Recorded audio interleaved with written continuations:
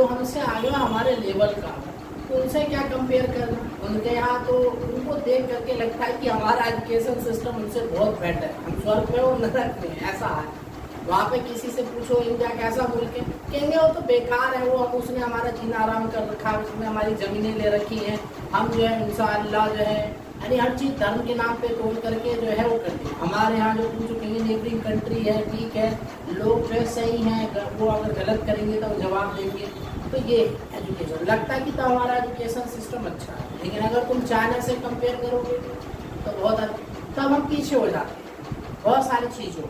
इसीलिए चाइना जो है जवाब देता है किसको, अमेरिका को, सुपर पावर बनने को वही दे सकता है, और तो कोई बचा नहीं है। इंडिया को बैलेंस करके चलना पड़ता है।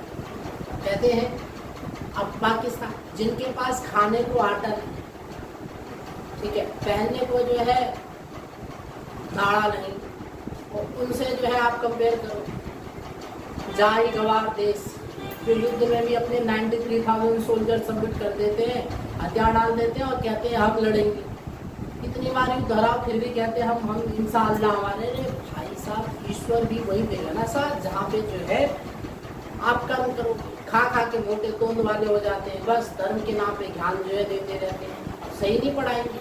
उनसे सही तो तुर्की है, वही तो है मुस्लिम कंट्री, देखो वहाँ कितना जो है आगे बढ़ रहे हैं, कितने साइंटिस्ट होते हैं, लेकिन नहीं, उन्होंने अलग रखा हुआ है, वो ध्यान देते हैं स्कॉलर्स पे, वो पढ़ाई पे ध्यान देते हैं। इन जाहिलों की जो है क्या जो है मांगेंगे, अपन जहाँ नमाज पढ़ते हैं वहीं बम फोड़ते हैं। अपने देश में तो बम नहीं फोड़ना चाहिए मस्जिदों में, वहाँ भी फोड़ देते हैं, ठीक है।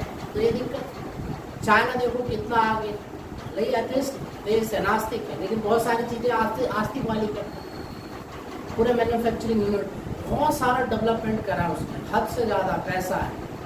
हमारे यहाँ नहीं, हमारे यहाँ लोग भी नहीं चाहते, और लोगों को सरकार जो है क्या करती है, निकम्मा बनाती है एक हिसाब से। पैसे ले लो फ्री में, अनाज दे दो फ्री में, तो लोग नहीं कहेंगे। गरीबों को मिलना चाहिए, नो डाउट, लेकिन काम करेंगे तभी होगा ना। देश इकोनॉमिक, देश अभी आगे बढ़ेगा जब इकोनॉमिक आगे बढ़ेगी। इकोनॉमिक जब भी बढ़ेगा जब लोग काम करेंगे। लोग काम करना ही नहीं चाहते। हमारे यहीं देख लो, हमारे यहीं जो है एक जो है जीत भाई साहब है, वो कहता नहीं जी क्या है, खाने को मिल रहा है, पहनने को अच्छा कपड़ा मिल रहा है, क्या दिक्कत है, हर जगह से जो पार्टी मिली जाती। समझे, ये हाल नहीं, सबको काम करना पड़ेगा, समाज से बेड़ी को तोड़ करके आगे बढ़ना पड़ेगा। कंडीशन हर किसी के पास होती है, हर किसी पे मजबूरियां होती है। करेंगे तभी ना, ऑप्शन जो है निकालेंगे तभी होगा ना, तभी हम आगे बढ़ेंगे, देश आगे बढ़ेगा, तभी हम सुपर पावर बनेंगे। हमारे यहाँ जो है बहुत सारी डाइवर्सिटी है, लेकिन सबको मिलकर अगर साथ करेंगे तो विश्व में हमसे तेजी से ज़्यादा कोई आगे नहीं बढ़ सकता। तो इस चीज़ का ध्यान रखना चाहिए। कंपेयर अपने देश के नेताओं से भी जो ये कहना चाहिए कि पाकिस्तान से क्या कंपेयर कर रहे हैं, कंपेयर करना है तो चाइना से कर, लेकिन नहीं, वहाँ पोल पट्टी खुल जाती हर बात में, देख लो ना। तो इसलिए ऑटोमेशन भी आना ऐसा होना चाहिए, स्टार्टअप भी होना चाहिए, लेकिन स्टार्टअप भी अलग तरीके का ही कर देते हैं। खाने पीने का, ग्रोसरी, जो ग्रोसरी सामान उसके लिए जो है ऐप बना देते हैं, क्यों कॉमर्स में कहते हैं हमने जॉब दे दी। नहीं भाई, जो चीज़ पहले डिसेंट्रलाइज थी आपने उसको सेंट्रलाइज करी है। क्या करी है, सेंट्रलाइज। तो इन सब चीज़ों को समझना होगा आपको।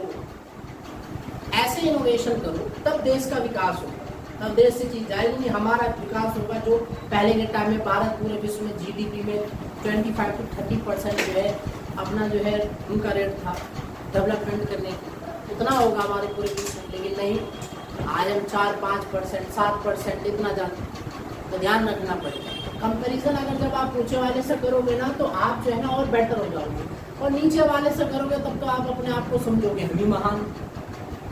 बहुत सारे रिवोल्यूशन की जरूरत है भारत में, तब जा करके बढ़ी। चाइना में एक चीज़ ने क्या कर रखा है, 1 नेशन 1 एजुकेशन। हमारे यहाँ तो different type different education, state अलग, सीबीएसई अलग, आईएससी बोर्ड अलग, यूपी बोर्ड अलग, बिहार बोर्ड अलग, तेलंगाना बोर्ड अलग, हर राज्य का अपना बोर्ड है, 4-5 सेंट्रल बोर्ड है, कितने बोर्ड बना रखे हैं। हर किसी का जो है सब्जेक्ट अलग है, कोर्स अलग है, एग्जाम का पैटर्न अलग है। बच्चा इसी में कंफ्यूज हो जाता है, क्योंकि जब एक नेशनल लेवल पे एग्जाम होता है तो उस समय अलग अलग जो है पैटर्न अलग अलग जो एरिया से पढ़कर अलग अलग स्ट्रक्चर से आता है ना। अब सब इंग्लिश में पुतलाना पड़ता है। चाइना में देखो ना, वहाँ के राष्ट्रपति को, वहाँ के जो है फॉरेन मिनिस्टर या जो भी है, वो सब जो है ना अपनी मैड्रिड भाषा में ही बात करते। तो वो क्या है, उनको चीज़ें जल्दी समझ में आती। जब कोई चीज़ हमें जो है, अगर हमारे यहाँ जितने भी अंग्रेजी बोलने वाले हैं इंग्लिश में, तो इंग्लिश वॉक टू इंग्लिश, उन्हें कुछ नहीं आता तो वो भी अपनी देसी भाषा, देसी हिंदी में ही आ जाते हैं, अपनी क्षेत्रीय भाषा में, तो उन्हें जल्दी समझ में आ जाता है।